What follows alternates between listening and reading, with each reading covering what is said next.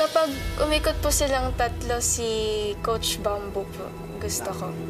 Narinig ko po, straight to the point po siya pag nagko-coach po. Ideal coach ko na rin po. Tsaka ang astig niya po, idol ko po siya.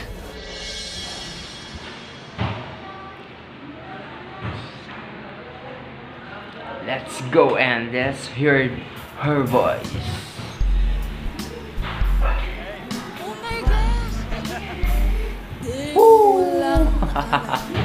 Wow. Oh, what's the voice is so sounds like, you know, sound crazy, you know. Yes. So the riff, you know, the runs, so very great. Good job. Kung ikaw at ako ay tunay na bigo sa laro na ito, ay dapat bang sumuko? Sana hindi ka na lang para akin nakilala. Kung alam ko lang ako yung masasaktan ng ganito, sana'y nakinig na lang ako sa nanay ko. Di mo lang alam ako yung nasaktan na baka sakali lang maisip mo naman puro siya na lang. Sana'y ako naman di mo lang alam kahit minamasdahan. Sana'y yung mamalayang hindi mo lang malalang. Malas mo kamo natipuan ko. Di mo lang alam ako yung nasaktan.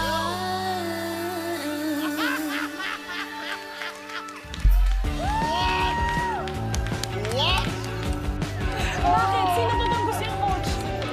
Ay! Ano ba? Ano bang problema niyo kay Coach Bamboo, ha? Hello, ano pong pangalan mo? Ako po si Brian Shane Karaig po.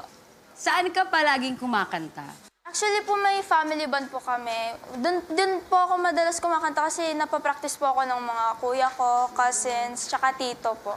Actually may video po ngayon. Oh, Ayan, sige, panoorin this just natin. in. Wow. The whole family. To watch the full video, visit their official YouTube channel. Pinramon. This is Oo by Up Dharma Down, one of my most favorite bands. Yes.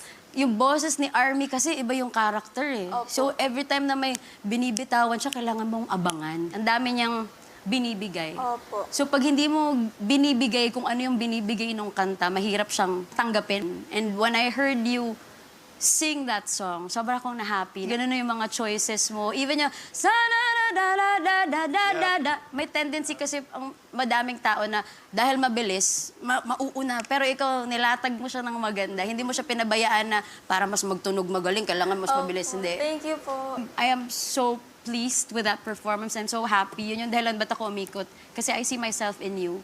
So I hope you choose me para matulungan kita kung ano yung mga pwede pa nating gawin, ano pa yung mga songs na pwede nating gawin. Congratulations, Brian. Thank you Na. po so much. Hi, Brian. Hello. Hello po. Well, congratulations. You know? Thank you po. Three-chair turner.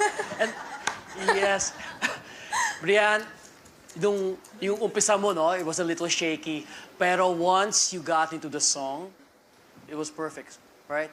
Nahuli mo na lahat eh. The emotion, the way things were supposed to fall into place. Ready ka na eh. Simple as that. So, along the way, di mo alam baka magkita ulit tayo. Nako. Right?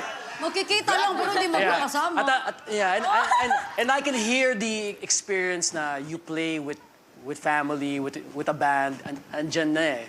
So, game ka na, ready ka na. So, I'll see ya. Thank you po. All right.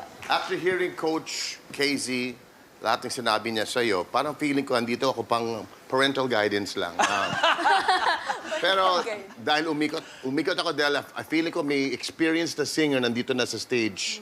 Parang you've done this before many, many times. I'm excited for what you can do for me. But I have a feeling I know where you're going. Don't say that. Tapos ang ending nito, pag hindi na naman ako pinili, ako din yung heartbroken. So, Well, I'm starting the drama now. You have to make your decision I just want you to know that I believe in you and there's a place for you on my team. Okay? And Team Supreme.